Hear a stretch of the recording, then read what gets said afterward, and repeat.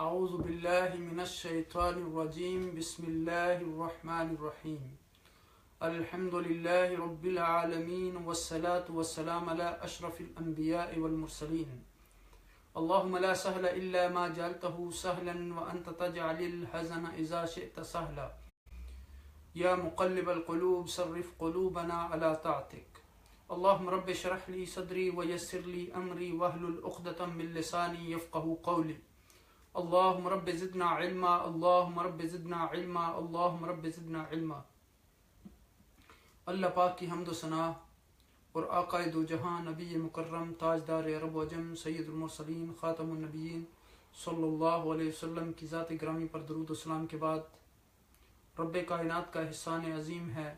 کہ اس نے ایک بار پھر ہمیں یہ قیمتی لمحات عطا فرمائے کہ جن کے ذریعے ہم قرآنی آیات مبارکہ کو صحیح طریقے سے پڑھنے، سمجھنے،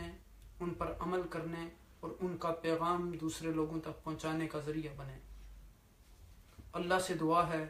کہ وہ ہمیں ان آیات طیبات کو صحیح طریقے سے سمجھنے اور ان پر عمل کرنے کی توفیق عطا فرمائے اور ان کا پیغام دوسرے لوگوں تک پہنچانے کی توفیق عطا فرمائے۔ قرآن پڑھنا بھی عبادت ہے، قرآن سننا بھی عبادت ہے، قرآن کی مجلس میں بیٹھنا بھی عبادت ہے اور قرآن پڑھانا بھی عبادت ہے۔ تو جب انسان قرآن کی مجلس میں بیٹھے تو پوری توجہ کے ساتھ بیٹھنا چاہیے، ساری دنیاوی چیزوں کو ایک طرف رکھ کے۔ یہ اللہ کی کتاب ہے، یہ حضور نبی اکرم صلی اللہ علیہ وسلم کا سب سے بڑا معجزہ خالدہ ہے، جس کے لیے رب کائنات نے خود فرمایا کہ اِنَّا نَحْنُ نَزَّلْنَا الذِّكْرَ وَإِنَّا لَهُ لَحَافِظُونَ، کہ ہم نے ہی اس کتاب مبین کو نازل کیا اور ہم اس کی حفاظت کرنے والے ہیں۔ تو آج کی آیات طیبات جو ہم اس مختصر سی نشست میں جن کو پڑھیں گے وہ سورہ بقرہ کی آیت نمبر 238 اور 239 ہیں۔ گزشتہ نشست میں ہم نے 237 تک کی آیات مکمل کر لی تھی اور پچھلی ساری آیات میں آئلی قوانین کے حوالے سے، نکاح کے حوالے سے، طلاق کے حوالے سے، عدت کے حوالے سے، مہر کے حوالے سے یہ ساری گفتگو تھی۔ اب اچانک تصویر کا رخ عبادات کی طرف کر دیا جاتا ہے، اس لیے کہ عبادت جو ہے وہ سب سے اہم رشتہ ہے عبد اور معبود کے درمیان۔ یعنی ایک ایسا لفظ ہے، ایسا حسین لفظ ہے، ایسا خوبصورت لفظ ہے جس میں رب کائنات نے محبوبیت ڈال دی۔ یہ لفظ جب بولا جاتا ہے تو عبد اور معبود کے رشتے ان میں اتنی جان آ جاتی ہے، وہ اتنے جاندار بن جاتے ہیں، وہ اتنے مؤثر ہو کر نمایاں ہوتے ہیں کہ ایسا لگتا ہے کہ جتنے بھی رشتے مالک و مملوک، حاکم و محکوم اور ساجد و مسجود کے درمیان ہیں، ان تمام رشتوں سے سب سے زیادہ حسین، سب سے زیادہ نفیس، سب سے زیادہ محبوب، سب سے زیادہ خوبصورت اور سب سے زیادہ اللہ کو پسند رشتہ عبدیت ہے، یعنی عبدیت و عبادت ہے۔ اب دیکھیں کہ رب کائنات کے ہاں سب سے قیمتی وصف جو ہے وہ عبد ہے، اور عبد جو ہے، اب دیکھیں کہ حضور نبی اکرم صلی اللہ علیہ وسلم اس کائنات میں اللہ کی مخلوقات میں سے سب سے زیادہ بلند و بالا ہستی ہیں۔ وَرَفَعْنَا لَكَ ذِكْرَكَ، اللہ سبحانہ وتعالیٰ کہتے ہیں کہ ہم نے آپ کے ذکر کو بلند کر دیا۔ تو اب دیکھیں کہ وہ اللہ کی تخلیق کا ایسا شاہکار ہیں جس کی مثال خداوند قدوس نے اپنی مشیت کی بنا پر نہ پہلے بنائی نہ بعد میں اور نہ آئندہ بنانے کا فیصلہ کیا۔ خداوند قدوس نے اپنے نبی پاک صلی اللہ علیہ وسلم کو جس مقام پر فائز کیا فرمایا، اور وہ مقام خدا ہی کی مشیت کی بنیاد پر نہ پہلے کسی کو دیا گیا اور نہ بعد میں کسی کو دیا جائے گا، لیکن یہ مقام بلند جو خداوند قدوس نے اپنے پیارے نبی حضور نبی اکرم صلی اللہ علیہ وسلم کو عطا فرمایا، اس کا جب بھی خدا کی محبوبیت اور مقبولیت کے لہجہ میں اگر ہم تذکرہ کریں تو خدا تعالیٰ کی لغت میں، خدا تعالیٰ کی قاموس اور ڈکشنری میں جو سب سے زیادہ وسیع، عظیم اور گہری ڈکشنری ہے، عمیق ڈکشنری ہے، وہ عبد کے علاوہ کوئی لفظ نہیں ملتا۔ اب دیکھیں کہ حضور کے لیے صفت عبد کا انتخاب، یعنی جن مقامات پر بہت ہی بلندی کے ساتھ تذکرہ فرمایا گیا، جہاں آپ کے علی مقامات ذکر فرمائے گئے، وہاں آپ کے اوصاف میں سے کوئی وصف صفائے عبد کے اختیار نہیں کیا گیا۔ طائف سے مظلومانہ واپسی کے بعد جب دنیا میں خوب آپ کو دبایا گیا اور اللہ کا یہ فیصلہ ہوا تھا کہ اس نبی کو کعبہ مقدسہ کی دیوار کے سایہ سے اٹھایا جائے گا، اور اتنا اٹھایا جائے گا، اتنا اٹھایا جائے گا کہ فرشتے بھی اس کی بلندی کو تکتے رہ جائیں گے، اور پھر ساری کائنات اس بلندی پر رشک کرتی رہ جائے گی۔ جب خدا تعالیٰ کی طرف سے یہ فیصلہ ہوا اور اس فیصلے پر عمل ہوا تھا تو ایک آسمان سے دوسرے آسمان، دوسرے سے تیسرے، یہاں تک کہ 7ویں آسمان تک خداوند تعالیٰ نے اپنے آخری نبی کو بلند کیا تھا، اور پھر سدرۃ المنتہا تک پہنچایا تھا، پھر شرف مکالمت سے سرفراز فرمایا تھا، جس کا سورۃ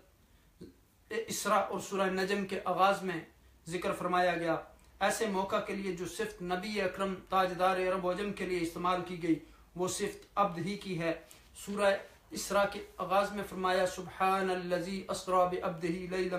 من المسجد الحرام الی المسجد الاقصی الذی بارکنا حولہ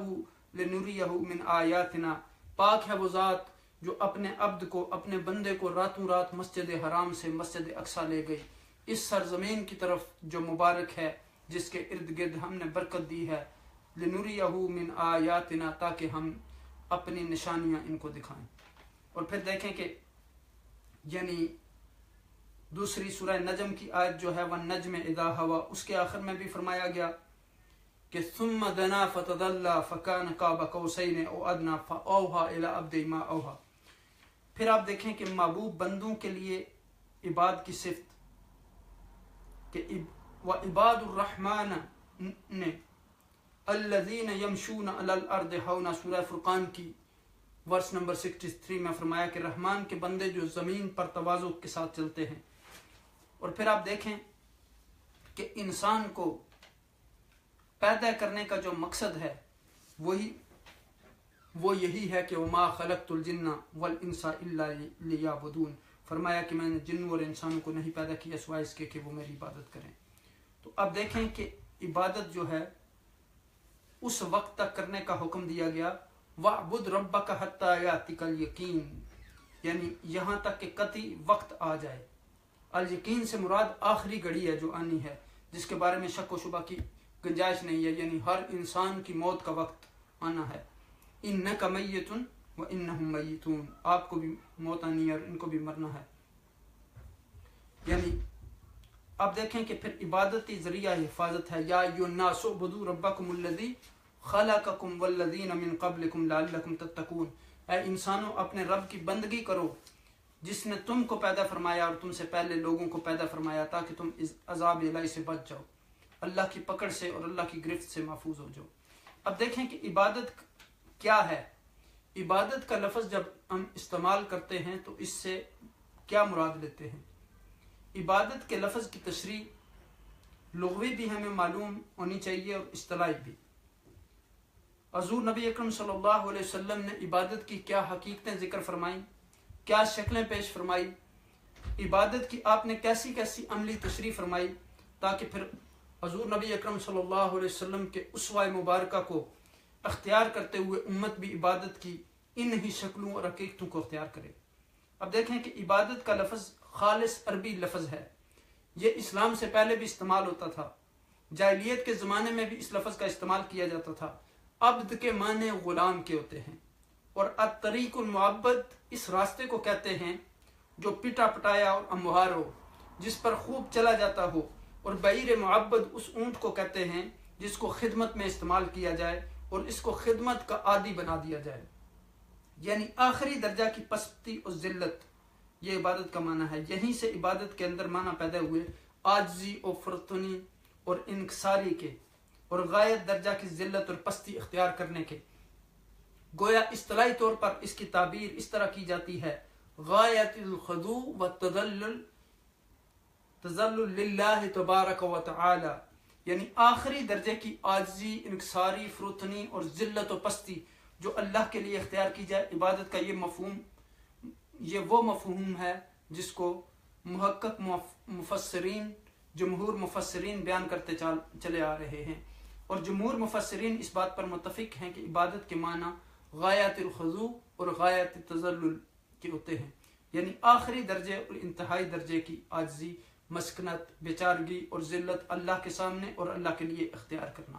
اور آپ کو پتہ ہے کہ عبادت صرف اللہ سبحانہ وتعالیٰ کے لیے ہوتی ہے۔ امام آلوسی رحمۃ اللہ علیہ نے فرمایا کیونکہ عبادت آخری درجے کی ذلت و خشوع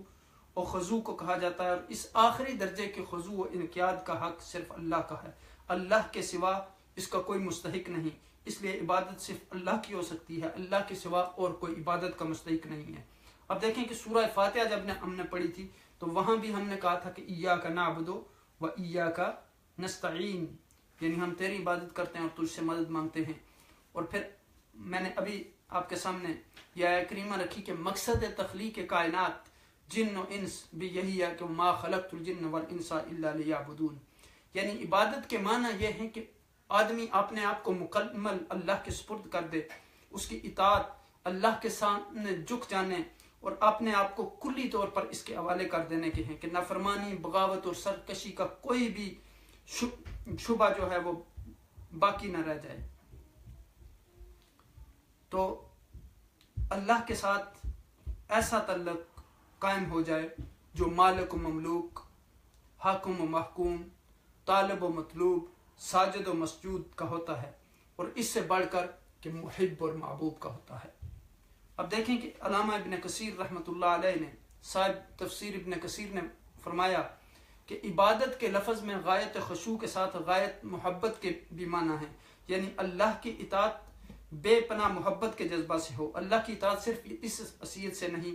کہ وہ حاکم ہے، وہ جبار ہے، وہ قہار ہے، اس حیثیت سے نہیں کہ اس کی گرفت بڑی سخت ہے، صرف اس حیثیت سے نہیں کہ ہم اس کی عبادت نہیں کریں گے تو وہ ناراض ہو جائے گا، صرف اس حیثیت سے نہیں کہ خداوند تعالیٰ اس کائنات میں مکمل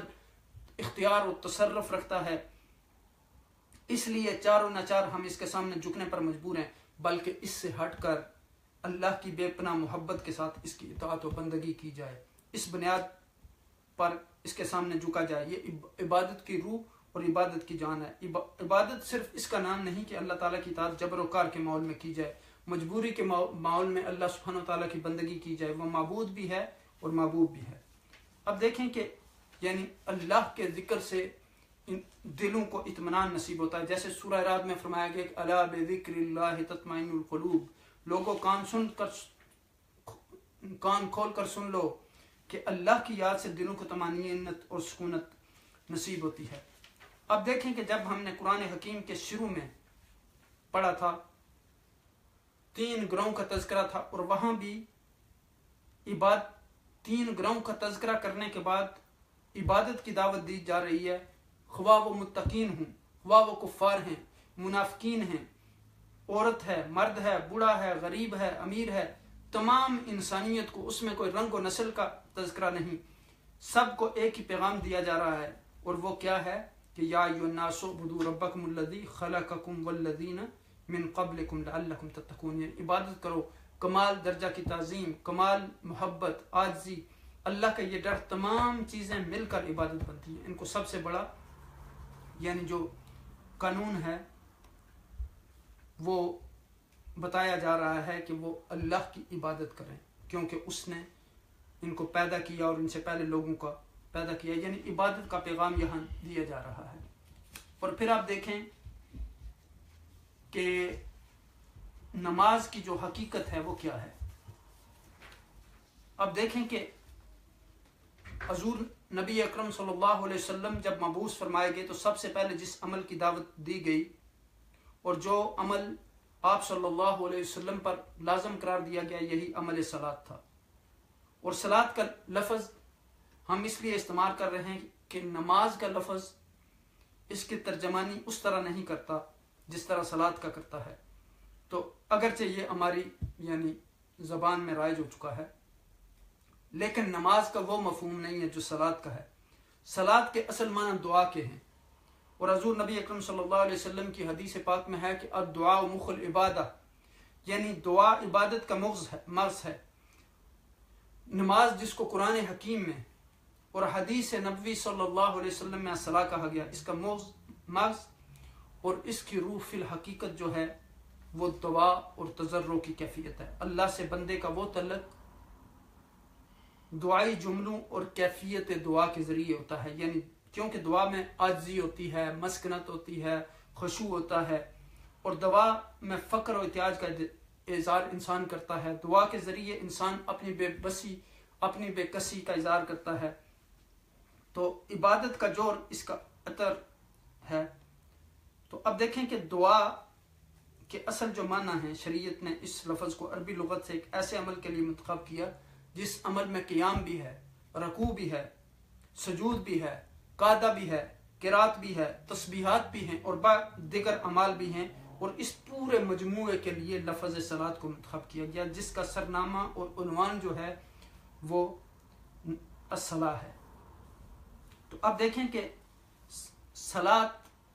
اب حضور نبی اکرم صلی اللہ علیہ وسلم کو نبوت کے بعد سب سے پہلے جو حکم دیا گیا وہ نماز کا حکم دیا گیا، صلاۃ کا۔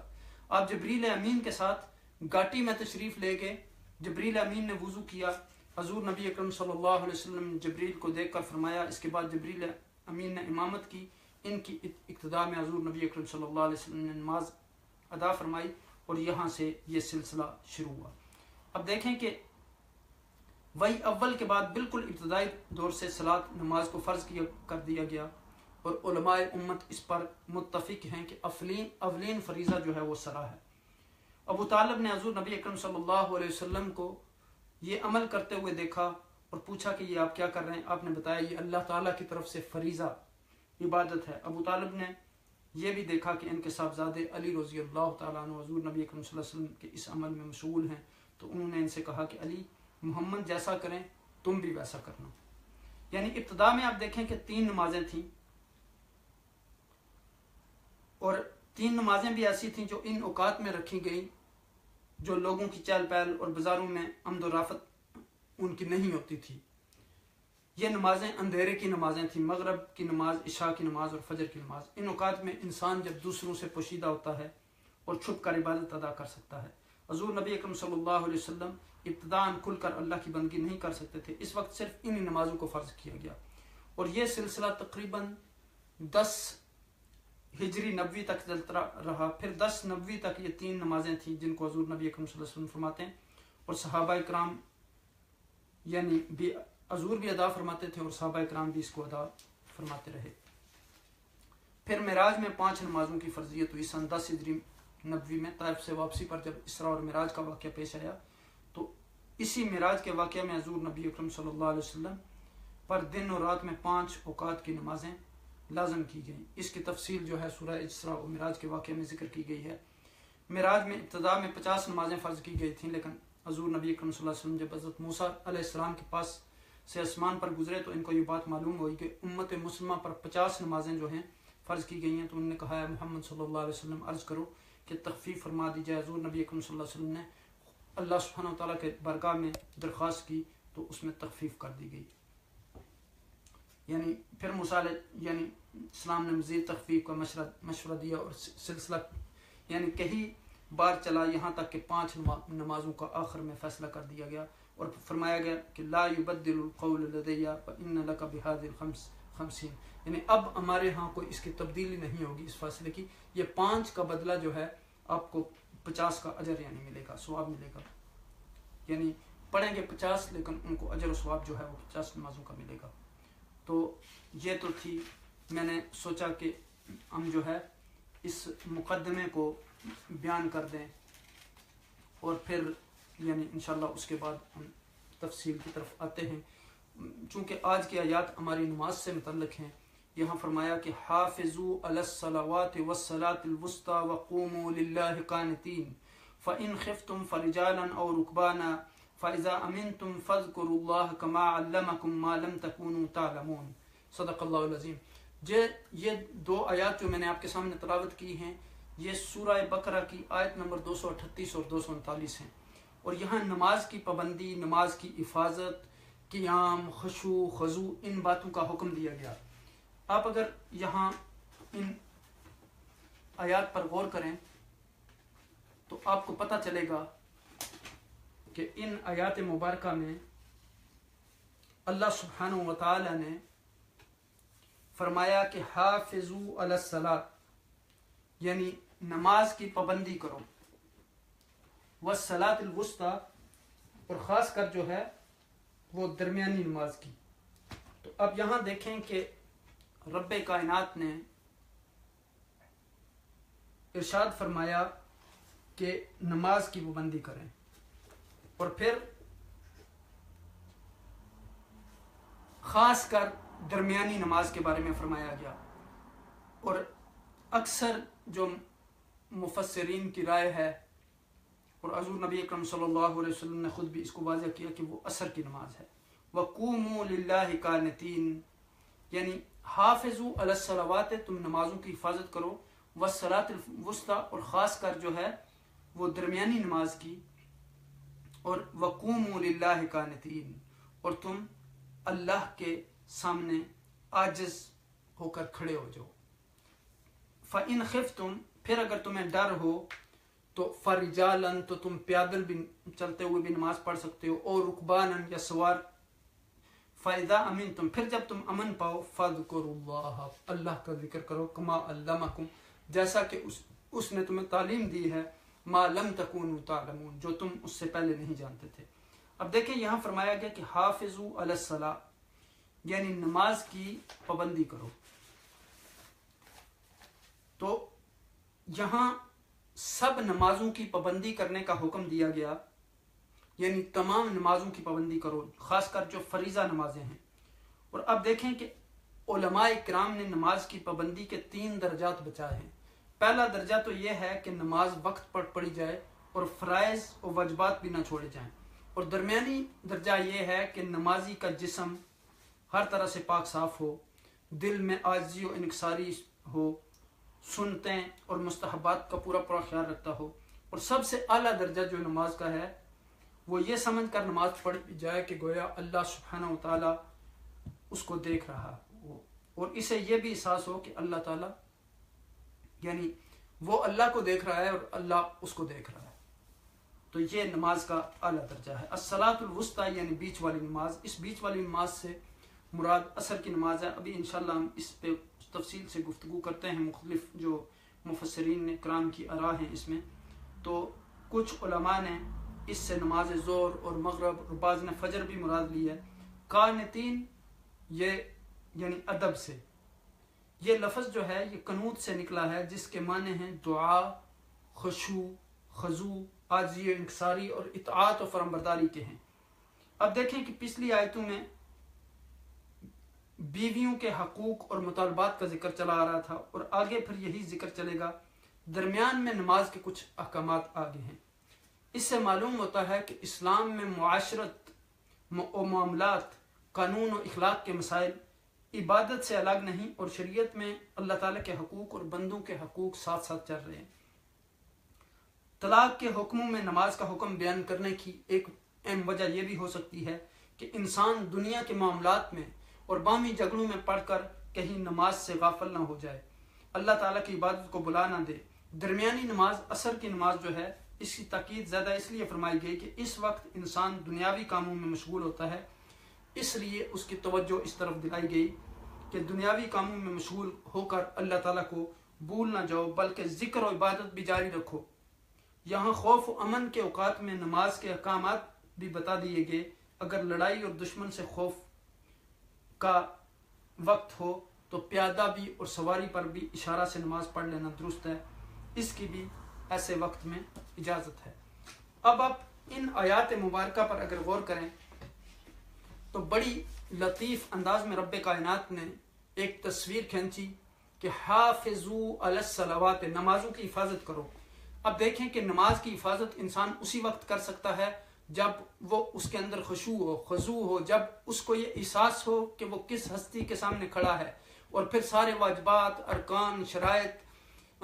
روحانی جسمانی طہارت، لباس کی طہارت، روح کی طہارت، یہ ساری چیزیں بھی ہوں۔ تو فرمایا کہ حافظوا علی الصلوات، یعنی تم نماز کی حفاظت کرو۔ اب دیکھیں کہ طلاق اور آئلی قوانین کی بات کرتے کرتے درمیان میں نماز کی بات آ گئی۔ حافظوا علی الصلوات، نمازوں کی حفاظت کرو، یعنی ان کو صحیح طریقے سے ادا کرو، ان کے واجبات اور ارکان کو صحیح طریقے سے ادا کرو، ان کا خشوع و خضوع کا خیال رکھو، جسمانی اور بدنی طہارت کا خیال رکھو، دلی طہارت کو بھی مد نظر رکھو، اور صلوات سے مراد یہاں فرض نمازیں ہیں۔ پھر فرمایا کہ والصلاۃ الوسطیٰ، اور درمیانی نماز، یعنی جیسے میں نے آپ کو بتایا کہ اصل میں 50 نمازیں تھیں، پھر جب موسیٰ علیہ السلام نے حضور نبی اکرم صلی اللہ علیہ وسلم کو فرمایا کہ حضور اللہ سے یہ درخواست کریں کہ اس میں تخفیف کر دی جائے، تو پھر آخر میں 5 نمازیں باقی رہ گئیں۔ تو اب دیکھیں کہ یہاں فرمایا کہ درمیانی نماز، تو پھر 5 نمازیں ہیں تو اگر کوئی 5 نمازوں کی حفاظت کرتا ہے، ان کو وقت پر ادا کرتا ہے، طہارت کے ساتھ ادا کرتا ہے، ان کی شرائط کے ساتھ ادا کرتا ہے، ان کے واجبات اور ارکان پورے کرتا ہے، خشوع و خضوع اس کے اندر ہے، تو گویا وہ نماز کی حفاظت کر رہا ہے۔ تو جب وہ 5 نمازوں کو اس طریقے سے ادا کرے گا تو اسے 50 نمازوں کا اجر و ثواب ملے گا۔ تو اب دیکھیں کہ والصلاۃ الوسطیٰ، یعنی درمیانی نماز کی حفاظت کرو۔ اب دیکھیں اس کی درمیانی نماز کی حدیث کی روح سے عصر کی نماز ہے، اور اس کی دلیل حضور نبی اکرم صلی اللہ علیہ وسلم نے جو غزوہ خندق کے موقع پر فرمایا تھا، جب آپ کی اور آپ کے ساتھیوں کی نماز یعنی مصروفیت اور مشغولیت کی وجہ سے چلی گئی تھی، تو آپ صلی اللہ علیہ وسلم نے اپنے دشمنوں کے لیے کہا کہ شغلونا عن الصلاۃ الوسطیٰ، کہ ان دشمنوں نے ہمیں عصر کی نماز نہیں پڑھنے دی، تو انہوں نے اتنا مشغول کر دیا کہ مہلت ہی نہیں ملی کہ 1 رکعت بھی ادا کر سکیں۔ تو اس کے اوپر آپ نے خود فرمایا کہ صلاۃ العصر یعنی عصر کی نماز۔ تو بخاری شریف کی ایک اور حدیث مبارکہ کے ذریعے ہمیں پتہ چلتا ہے کہ عصر کی نماز چھوڑنا بہت بڑے نقصان کی بات ہے، بہت بڑے نقصان کا سبب ہے۔ فرمایا کہ من ترک صلاۃ العصر کأنہ وطر مالہ واہلہ، یعنی جس نے عصر کی نماز چھوڑ دی گویا اس کے گھر والے اور مال تباہ ہو گیا۔ ایک نماز کے چھوڑنے کا اتنا بڑا نقصان ہے، یعنی عصر کی نماز چونکہ دن کے وقت، اب دیکھیں سورج غروب ہونے کے قریب ہوتا ہے، اور اب دیکھیں کہ پرانے زمانے میں لوگوں کی یہ عادت ہوتی تھی، یعنی کہ وہ جلدی جلدی دن کی روشنی میں اپنے کاموں کو مکمل کر لیتے تھے، اور کہتے تھے کہ جلدی جلدی اب شام آنے والی ہے، اپنے بچوں کو بھی کہتے تھے کہ جلدی جلدی اپنا کام ختم کر لو۔ اور آپ کو پتہ ہے کہ اگر کچھ عرصہ آپ پیچھے چلے جائیں تو پاکستان اور ہمارے آزاد کشمیر کے علاقوں میں یعنی کافی علاقوں میں بجلی نہیں ہوتی تھی، اور لوگ وہ لالٹین وغیرہ استعمال کرتے تھے، تو ظاہر ہے کہ اس کی روشنی اتنی نہیں ہوتی، تو لوگوں کی کوشش یہ ہوتی تھی کہ وہ اپنا کام جلدی جلدی ختم کر لیں۔ اور دوسری یہ بھی آپ دیکھیں کہ عصر کے وقت، یعنی یہ جو روشنی کا وقت ہوتا ہے، اس وقت اکثر لوگوں کے بے شمار کام کاج ہوتے تھے، وہ مشغول ہوتے تھے، تو یہاں اس لیے اس کی طرف توجہ دلائی گئی، یہ نہ ہو کہ لوگ اپنے کام کاجوں میں مشغول ہو کر یعنی نماز کو ضائع کرتے ہیں۔ تو اس لیے یعنی خصوصی طور پر اس طرف توجہ دلائی گئی، اور حدیث پاک میں آتا ہے عقائد جہاں نبی اکرم صلی اللہ علیہ وسلم نے فرمایا کہ من صلی البردین دخل الجنہ، جس نے 2 ٹھنڈی نمازیں پڑھی وہ جنت میں داخل ہو گیا، اور وہ فجر اور عصر کی نمازیں ہیں، یعنی قبل طلوع الشمس یعنی فجر کی نماز، اور قبل غروب الشمس اور عصر کی نماز۔ اور ایک اور صحیح بخاری شریف کی حدیث ہے کہ حضور نبی اکرم صلی اللہ علیہ وسلم نے فرمایا کہ تم اپنے رب کو اس طرح دیکھو گے جیسے تم 14ویں کے چاند کو دیکھتے ہو، اور دیکھنے میں تمہاری آنکھیں یعنی جو ہیں نہیں چندیاتی، اور جب آپ سورج کو دیکھتے ہیں تو آپ کی آنکھوں چندیا جاتی ہیں، تو آپ تکلیف محسوس کرتے ہیں، تو آپ اپنے رب کو دیکھ کر، اس کے نور کو دیکھ کر تمہاری آنکھیں چندائیں گی نہیں، بلکہ تمہاری آنکھوں کو کوئی تکلیف نہیں ہوگی۔ اور اگر ایسا کرنا چاہتے ہو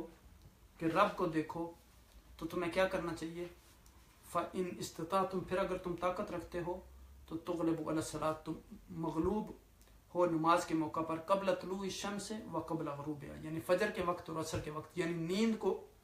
نماز کے اوپر غالب نہ ہونے دو۔ اب دیکھیں کہ یعنی گویا فجر کے نماز کو ضائع کرنا گویا رب کے دیدار سے محروم ہونا ہے۔ اور اب دیکھیں کہ مؤذن صبح صبح کہتا ہے کہ الصلاۃ خیر من النوم، یعنی نماز جو ہے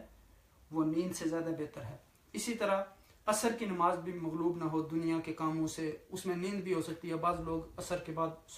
سو جاتے ہیں۔ حافظوا علی الصلوات، یعنی نمازوں کی حفاظت کرو، یعنی 5 وقت کے نماز کی حفاظت کرو، یعنی مرضی نہیں کرو اس میں۔ والصلاۃ الوسطی، اور خاص طور پر درمیانی نماز کا اہتمام کرو۔ وقوموا للہ قانتین، اور جب نماز ادا کر رہے ہو تو اس وقت کھڑے ہو اللہ کے لیے فرماندار بن کر۔ یہ قانتین کا لفظ ہے، یہ قانت سے، قانتین کی جمع، اور قانت یہ قنوت سے بنا ہے، اور قنوت کے جو معنی ہیں ہمیشہ عبادت پر دوام اختیار کرنا، اخلاص، خشوع۔ تو گویا نماز اتمام کے ساتھ نماز میں خشوع بھی ضروری ہے، اور نماز میں عاجزی کا اظہار بھی کرنا چاہیے، اور یہ بھی انسان کو پیش نظر رہنا چاہیے، اسے ہرگز نہیں بھولنا چاہیے کہ وہ رب کائنات کے سامنے کھڑا ہے۔ اس لیے فرمایا کہ قوموا للہ قانتین، جب تک نماز میں کھڑے ہو تو کیا سوچ کر کھڑے ہو کہ میں رب کائنات کے سامنے کھڑا ہوں، میں اس ہستی کے سامنے کھڑا ہوں جو میرا مالک ہے، جو میرا خالق ہے، جو میرا رازق ہے، جو پیدا کرنے والا ہے۔ کتنی عظیم وہ ذات ہے۔ جب اللہ سبحانہ وتعالیٰ کی کبریائی، یہ ساری یعنی چیزیں آپ کے سامنے ہوں گی، اللہ کے سامنے کھڑے ہوں گے، تو پھر آپ دیکھیں کہ آج کے زمانے میں تو بڑوں کی وہ ادب اور احترام باقی نہیں رہا، الا من رحم ربی، لیکن پہلے جب لوگ والدین کے سامنے کھڑے ہوتے تھے تو بڑے ادب اور احترام کے ساتھ کھڑے ہوتے تھے، جھک کے کھڑے ہوتے تھے۔ تو آپ اللہ سبحانہ وتعالیٰ تصور کریں کہ اللہ سبحانہ، اگر والدین کے سامنے رب کائنات نے ہمیں یہ اخلاق اور آداب سکھائے ہیں کہ وَخْفِضْ لَهُمَا جَنَاحَ الذُّلِّ وَالرَّحْمَةِ، یعنی آپ اکڑے ہوئے نہ ہوں، جھک کے، یعنی کھڑے ہونے کے لیے یا بیٹھنے کے لیے، یعنی یہ حکم دیا گیا۔ تو پھر آپ دیکھیں کہ حضور نبی اکرم صلی اللہ علیہ وسلم کے آداب ہمیں بتائے گئے سورہ حجرات میں کہ یا ایھا الذین آمنوا لا ترفعوا اصواتکم فوق صوت النبی، یعنی حضور کی آواز سے اپنی آواز کو بلند کرنا، یہ بھی جو ہے یہ درست نہیں ہے، اور نہ ہی حضور کو ایسے پکارنا جیسے عام لوگوں کو پکارنا۔ تو آپ یہ ادب دیکھ لیں، اور صحابہ کرام کا آپ ادب دیکھیں۔ یعنی حضرت ابن عباس سے جب پوچھا گیا کہ آپ بڑے ہیں کہ حضور، تو آپ نے فرمایا کہ پیدا پہلے میں ہوا تھا لیکن بڑے حضور ہیں۔ آپ ادب دیکھیں، تو ادب جو ہے وہ بہت ضروری ہے۔ تو اب دیکھیں یہاں کہ جب اللہ کے سامنے انسان کھڑا ہو تو عاجزی کے ساتھ کھڑا ہو، اور اس کی نظریں نیچے جھکے ہوئی ہوں۔ یہ نہیں ہے کہ کبھی ادھر دیکھ رہا ہے، آسمان پر دیکھ رہا ہے، کبھی خارش کر رہا ہے، کبھی کوئی حرکت کر رہا ہے، کبھی کوئی حرکت کر رہا ہے، کبھی کسی چیز کے بارے میں سوچ رہا ہے، کبھی کسی چیز کے بارے میں سوچ رہا ہے۔ انسان کے پیش نظر یہ رہنا چاہیے وَقُومُوا لِلَّهِ قَانِتِينَ، کس کے سامنے کھڑے ہیں ہم؟ رب کائنات کے سامنے، اپنے خالق کے سامنے، اس ذات کے سامنے جو ہمارا رب ہے۔ تو یعنی اس سے بڑی کوئی ہستی نہیں ہے۔ تو اب دیکھیں کہ بخاری شریف کی ایک حدیث میں آتا ہے کہ ان الرجل اذا قام فانما يقوم بين يدي الله، جب بندہ اللہ کے سامنے کھڑا ہوتا ہے تو وہ گویا اللہ کے، یعنی جب قیام کرتا ہے تو وہ گویا اللہ سبحانہ تعالیٰ کے سامنے کھڑا ہوتا ہے۔ یناجی ربہ، اپنے رب سے سرگوشیاں کرتا ہے، یعنی چپکے باتیں کرتا ہے۔ تو آپ کو پتہ ہے کہ چپکے کس سے باتیں کرتا ہے انسان؟ جس سے اس کو محبت ہوتی ہے۔ تو گویا وہ اللہ سے، نماز بندے اور خدا کے درمیان ایک ملاقات ہے، یعنی وہ اپنی باتیں خدا سے کرتا ہے اس عبادت میں۔ یعنی اپنی کیفیت کو اگر آپ یعنی تصور کریں، اللہ سبحانہ وتعالیٰ کی ذات کی کبریائی، وہ خالق ہے، وہ مالک ہے، وہ تمام کائنات کا رب ہے، یہ ساری چیزیں،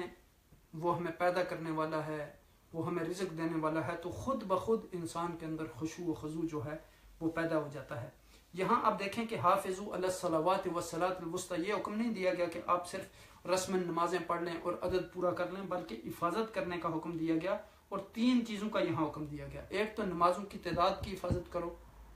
دوسرا حکم یہ دیا گیا کہ نمازوں کا اہتمام کرو، اور تیسرا حکم یہ دیا گیا کہ جب رب کائنات کے سامنے کھڑے ہو تو عاجزی اور بندگی کا اظہار کرو۔ پھر آپ پر ایسی کیفیت طاری ہو انسان پر نماز میں، جیسے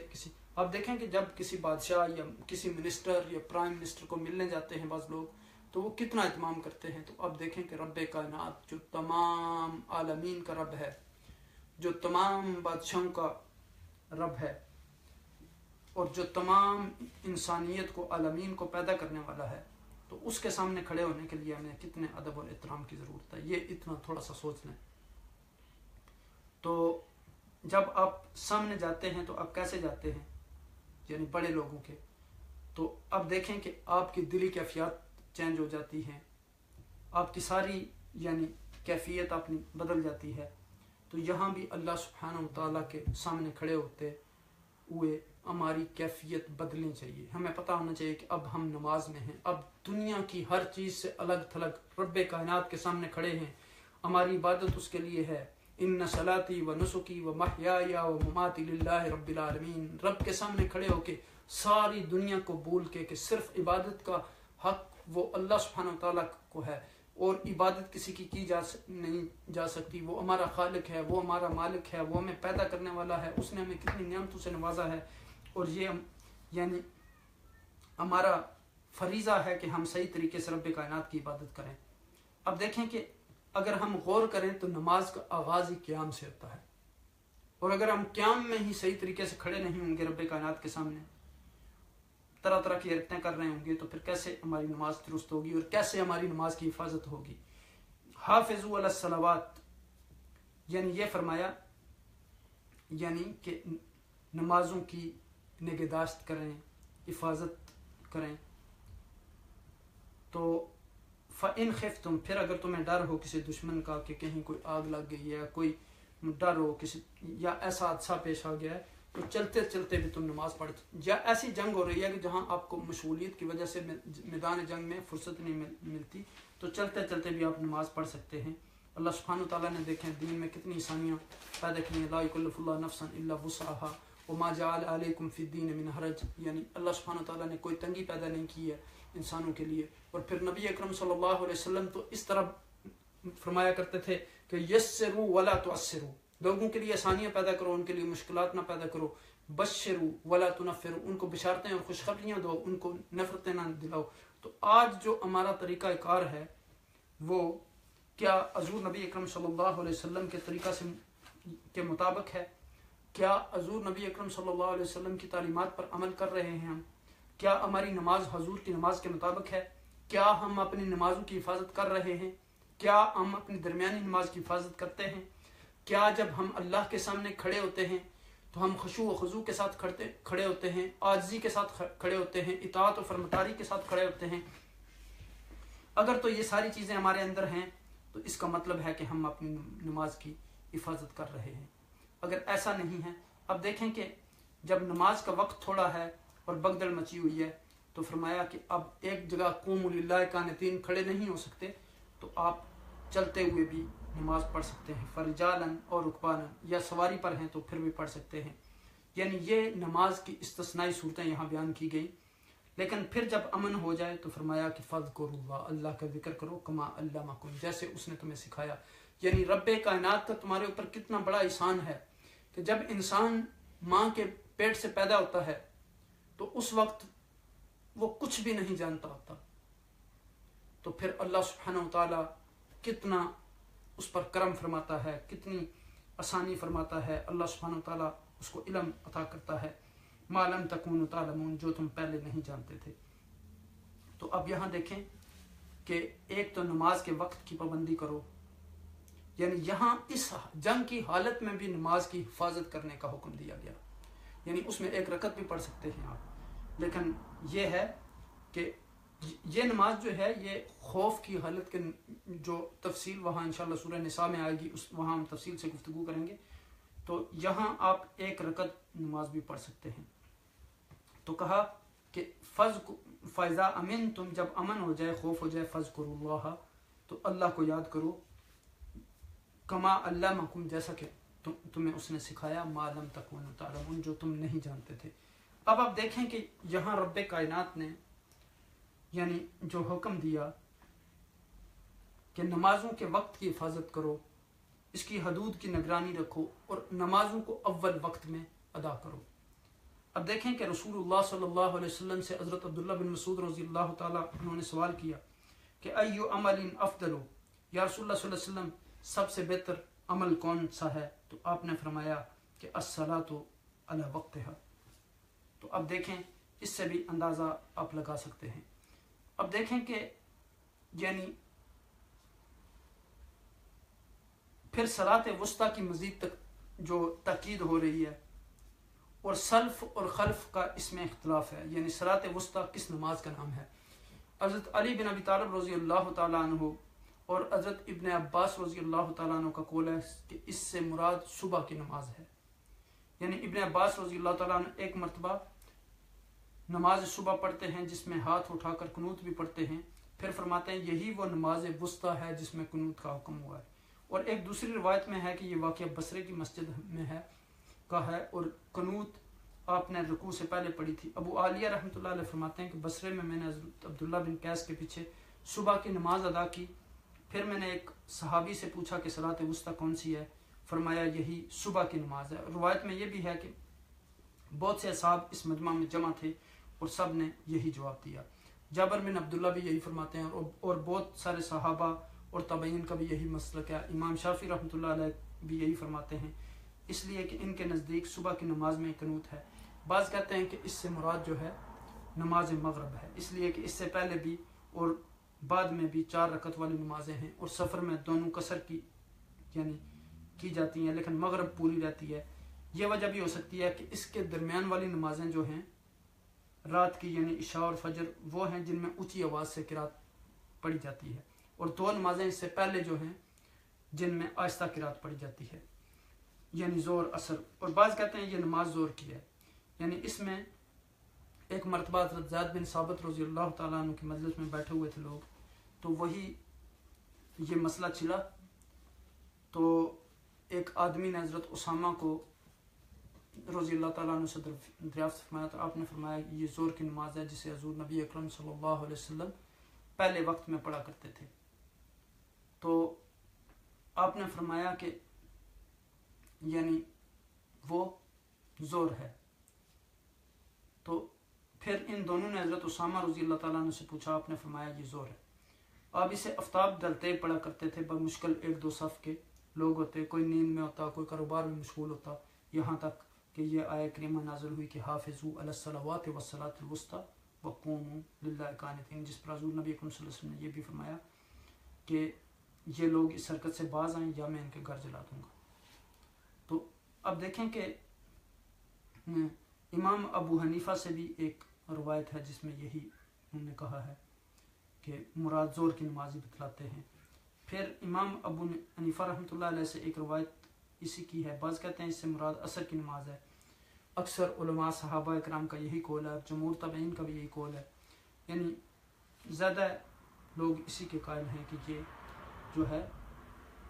یہ عصر کی نماز ہے. اور اس پر حافظ ابو محمد عبد المومن الدیمیاتی نے تو ایک پورا رسالہ اپنا کشف الغطاء فی تبیین الصلاۃ الوسطیٰ یعنی صلاۃ وسطیٰ کی عصر کی نماز پر انہوں نے لکھا، اور اس میں بھی انہوں نے یہی مذہب اپنایا کہ صلاۃ الوسطیٰ جو ہے وہ عصر کی نماز ہے. تو ایک روایت میں یہ بھی ہے کہ عبدالعزیز بن مروان کی مجلس میں بھی یہی ایک مرتبہ یہی مسئلہ پیش آیا، تو آپ نے فرمایا جاؤ فلاں صحابی سے پوچھو. تو ایک شخص نے کہا کہ مجھ سے سنیے، مجھے ابو بکر اور حضرت عمر نے میرے بچپن میں یہی مسئلہ پوچھنے کے لیے رسول اللہ صلی اللہ علیہ وسلم کے پاس بھیجا، تو میں نے جب مسئلہ پوچھا تو آپ نے میری سب سے یہ چھوٹی انگلی پکڑی اور فرمایا کہ یہ جو ہے یہ فجر کی نماز ہے. پھر 7 والی انگلی پکڑی اور فرمایا کہ یہ ظہر کی نماز ہے، اور پھر انگوٹھا پکڑا اور فرمایا یہ عشاء کی نماز ہے، اور پھر یعنی انگوٹھا پکڑ کر کہا کہ یہ مغرب کی نماز ہے، اور پھر یہ شہادت والی انگلی پکڑی اور پھر کہا کہ یہ مغرب کی نماز ہے، اور پھر پوچھا کہ درمیان میں آپ کون سی انگلی بچی ہے،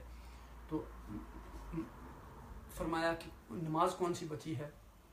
تو فرمایا کہ عصر، تو کہا کہ یعنی صلاۃ الوسطی جو ہے وہ عصر ہے۔ تو اس پہ یعنی جو دلائل کے لحاظ سے یعنی یہی معلوم ہوتا ہے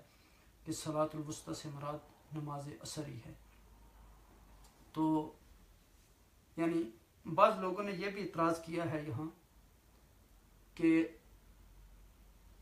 واو عطف کے لیے ہوتا ہے اور عطف معطوف میں مغایرت ہوتی ہے، لیکن اس کا جواب یہ ہے کہ اگر اسے بطور حدیث کے مانا جائے تو حضرت علی والی حدیث بہت زیادہ صحیح ہے اور اس میں صراحتاً موجود ہے، اور واو عطفہ نہ ہو جیسے اور بہت ساری آیتوں میں یعنی آیا ہے وَكَذَلِكَ نُفَصِّلُ الْآيَاتِ وَلِتَسْتَبِينَ سَبِيلُ الْمُجْرِمِينَ اور وَكَذَلِكَ نُرِي إِبْرَاهِيمَ وَمَلَكُوتَ السَّمَاوَاتِ وَالْأَرْضِ وَلِيَكُونَ مِنَ الْمُوقِنِينَ، یا یہ واو عطف صفت کے لیے ہو، یعنی جیسے وَلَكِنَّ رَسُولَ اللَّهِ وَخَاتَمَ النَّبِيِّينَ، اور جیسے سبح اسم ربک الاعلی الذی خلق فسوى، تو پھر حافظوا علی الصلوات والصلاۃ الوسطی، یعنی حضرت شقیق بھی کہتے ہیں کہ یہ نماز عصر کی نماز ہی ہے۔ اس طرح حضرت عائشہ رضی اللہ تعالیٰ عنہ اور حضرت حفصہ کی روایت والی یا تو لفظاً پھر منسوخ کی جائے گی، اور اگر واو کو مغایرت کے لیے مانا جائے تو لفظ و معنی دونوں کے اعتبار سے منسوخ کی جائے گی۔ تو گویا یہ نماز وسطی جو ہے وہ عصر کی نماز ہے۔ تو امام ابو عبد الرحمن ابن ابو حاتم رازی رحمہ اللہ نے اپنی کتاب فضائل شافی میں روایت کی ہے کہ حضرت امام صاحب فرمایا کرتے تھے کل ما قلت فکان عن نبی صلی اللہ علیہ وسلم بخلاف قول مما یصح فحدیث النبی صلی اللہ علیہ وسلم اولا ولا تقلدون، یعنی گویا انہوں نے کہا کہ جو بھی میں بات کروں میرے قول کے خلاف اگر کوئی حدیث ہو تو پھر میرا مذہب حدیث ہوگا۔ یہ تو سارے فقہائے کرام اس پر متفق ہیں کہ وَإِذَا صَحَّ الْحَدِيثُ وَقُلْتُ فَأَنَا رَاجِعٌ عَنْ قَوْلِي وَقَائِلٌ بِذَلِكَ۔ تو اللہ سبحانہ وتعالیٰ ہمیں ان آیات مبارکہ پر عمل کرنے کی توفیق عطا فرمائے۔ اب دیکھیں کہ ایک اور جو مسئلہ ہے وہ نماز میں آپ کو پتہ ہے کہ ابتدا میں اگر کوئی سلام دیتا تھا تو اس کا جواب دیا جاتا تھا، بعض میں یعنی جب یہ حکم نازل ہو گیا کہ اب نماز جو ہے وہ صرف عبادت ہے، اس میں کلام وغیرہ نہیں ہوگی، تو اس کے بعد پھر یعنی حضور نبی اکرم صلی اللہ علیہ وسلم نے یعنی لوگوں کو اس سے منع کر دیا۔ تو اللہ سے دعا ہے کہ وہ ہمیں ان آیات مبارکہ پر عمل کرنے کی توفیق عطا فرمائے اور ہمیں خشوع اور خضوع کی توفیق عطا فرمائے، اللہ کی اطاعت صحیح طریقے سے کرنے کی توفیق عطا فرمائے، اپنی نمازوں کو صحیح طریقے سے حفاظت کرنے کی توفیق عطا فرمائے۔ اب دیکھیں کہ نماز جو ہے وہ مومن کا اسلحہ ہے، اور یعنی اب دیکھیں تصور کریں کہ عین جنگ کے وقت بھی نماز کی حفاظت کا حکم دیا گیا، تو اس سے آپ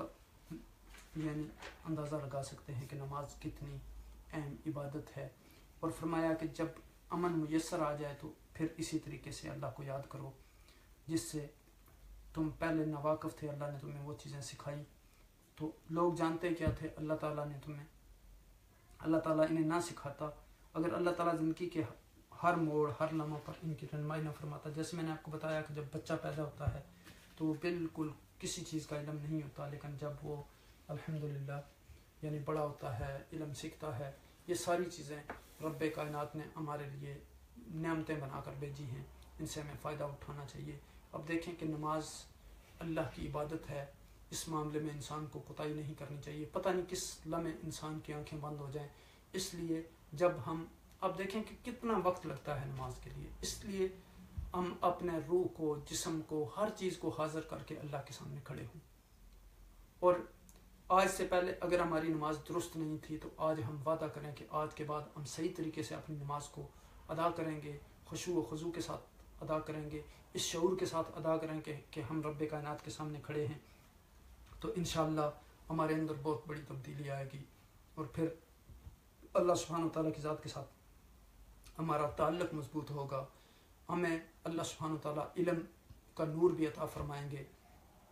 ہمیں عبادت میں پھر علاوت اور چاشنی بھی نصیب ہوگی. اللہ پاک سے دعا ہے کہ وہ ہمارے حال پر رحم و کرم فرمائے اور قرآن کے نور سے ہمارے دلوں کو مزین فرمائے. میں آپ سب کا مشکور ہوں. اللہ سبحانہ و تعالیٰ آپ سب کا حامی و ناصر ہو. اللہ سبحانہ و تعالیٰ آپ سب کو جزائے خیر عطا فرمائے. میری آپ سے التماس ہے کہ اس ویڈیو کو دوسرے لوگوں کے ساتھ ضرور شیئر کریں تاکہ دوسرے لوگوں تک بھی قرآن کا یہ پیغام پہنچے. اللہ آپ کو جزائے خیر عطا فرمائے. السلام علیکم ورحمۃ اللہ وبرکاتہ.